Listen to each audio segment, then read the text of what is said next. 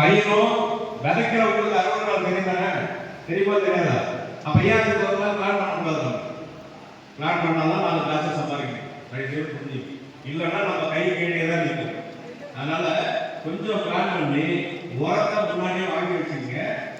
காலை சாப்பாடு, மதிய சாப்பாடு, ராத்திரி சாப்பாடு பாதி உரத்தை அடி உரம், முதலாவது உரம், ரெண்டாவது உரம் பிரிச்சு கொடுக்கணும். பெரிய ஒன்று 16 கட்டு பெருவாழ்வாழ்னு சும்மா சொல்லிட்டு போகல. ஒரு மனுஷன் பிறந்து 16 நாள் ஆகும். எல்லா உடம்புல இருக்கிற எல்லா அங்காவைகளும் முழுமையாக மெச்சூர் ஆகுது. அதனால தான் 16ஆவது நாள் தொட்டி இறந்த பிறகு 16 நாள் ஆகும். முடி முளைக்கிறது நிற்கிறது, நகை வளர்றது நிற்கிறதுலாம். அதனால தான் 16 நாள் வெட்டி தன்மை இருக்கிறது. புரியுதுங்களா? இந்த 16 வகையான செல்வங்களும் நமக்கு வேணுன்றதுக்காக 16 கட்டு பெருவாழ்வாழ்னு சொல்றது. அந்த 16 வகையான செல்வம் தான் பேரூட்ட சத்து, நுண்ணூட்ட சத்துன்னு இருக்கு. அதனால தயவு செய்து நுண்ணூட்ட சத்து எல்லாம் 4 கிலோ சாப்பாடு வச்சிருக்கீங்க. மதிய சாப்பிட போறோம். நல்லா பொன்னி சாதம், பொன்னிலாம் நல்லா அருமையான சாப்பாடு, காரக்குழம்புலாம் வச்சுருக்காங்க, கூட்டு பொரியல்லாம் இருக்கு. போட்டு நுண்ணூட்ட சத்து 5 கிலோ ஏக்கருக்கு போடுறேன்னா பயிர் முழுசா எடுத்து. புரியுதா? எந்த உரம் கொடுத்தாலும் நேரடியா பயிர் எடுத்துக்காது. 6 மாசம் வரையும் தாய்ப்பால் குடிக்கிறோம். 6 மாசத்துக்கு அப்புறம் திட உணவு சாப்பிடணும். ஒரு பருப்பு சாதமோ ஒரு இட்லியோ சாப்பிடணும்னா கிராமத்தில் அம்மாலாம் என்ன செய்வாங்க?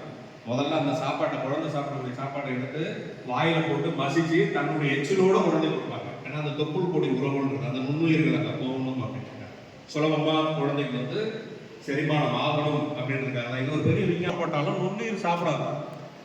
நுண்ணுயிர் சாப்பிட்டா தன்னை நம்பி இருக்கிற குழந்தையான அந்த பயிருக்கு அந்த நுண்ணுயிர்கள் வந்து உரத்தை மாற்றி கொடுக்கும். அப்ப நீங்க போடுற உரம் முழுமையா கிடைக்கணும்னா 2 விஷயம் ரொம்ப முக்கியம். உரத்தை பிரிச்சு கொடுக்கணும். 1. 2வது மண்ணுல நுண்ணுயிர்கள் இருக்கும். புரியுதுங்களா உங்களுக்கு? இதுக்கு வந்து நம்மளுடைய முன்னோர்கள் வந்து ஒரு அருமையான தத்துவத்தை நம்ம மட்டும் சொல்லிட்டு போயிருக்காங்க. தெரியுமா? 2வது மண்ணுல நல்லா காற்றோட்டம் இருக்கணும். அப்புறம் பெய்ய மழை வந்து தண்ணி அடிச்சுட்டு போகாம மண்ணை அரிமானம் பண்ணாம நிறுத்தி பூமிக்குள்ள தண்ணியை கொண்டு போய் சேர்க்கணும். அப்ப நுண்ணுயிர்கள் ரொம்ப நாளைக்கு உயிரோட இருந்திருக்காரு, பல்கி பெருகும்.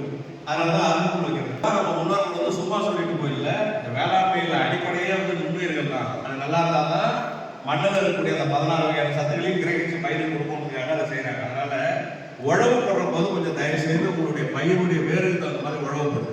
எல்லாத்துக்கும் ரொட்டாவேட்டர் போடுறாரு. அதே மாதிரி பயிர் வகை பயிரெல்லாம் இருக்குல்ல, அப்புறம் மக்காச்சோளம், இதுக்கெல்லாம் ரொட்டாவேட்டர் போடுறாரு. சட்டி கிழமை குட்டி கிழமை போட்டுருந்து அதுக்கப்புறம் வேணா ஃபைனலாக போடலாம். தவிர உழவு நல்லா இருக்கும். ரொட்டாவேட்டர் போட்டீங்கன்னா என்ன ஆகும்? ஒரு முழத்துக்கு கீழே மண்ணு இந்த கட்டாந்தரையாக இருக்கும். தண்ணி நினைச்சுன்னா எள்ளுல 8 மணி நேரம் தண்ணி நினைச்சுன்னா எள்ளு என்ன ஆகும்? செத்து போயிடும். அதே மாதிரி உளுந்து, பருத்தி, புரியுதுங்களா? அதனால இதை வந்து தயவு செய்து கொஞ்சம் புரிஞ்சுங்க. எல்லாருமே வந்து ரொட்டாவேட்டர் வந்து ஈஸியாக